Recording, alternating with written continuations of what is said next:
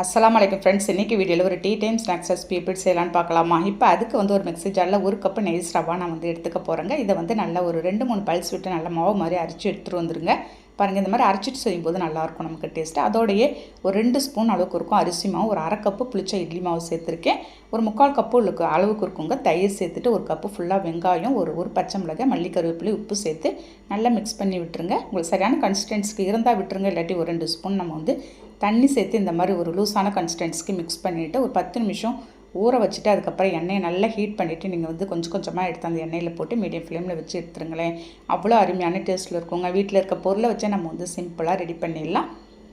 இன்னொரு பேட்ச் தாங்க எனக்கு வந்தது. அவ்வளோதான், நமக்கு ஒரு 2-3 பேர் சாப்பிட்லாம், அவ்வளோதாங்க.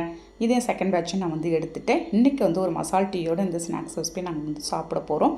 சொல்லவே தேவையில்ல, அல்டிமேட் டேஸ்ட்டில் இருந்துச்சு. கண்டிப்பாக ட்ரை பண்ணி பாருங்கள். நாளைக்கு பார்க்கலாம். Okay, thank you, by.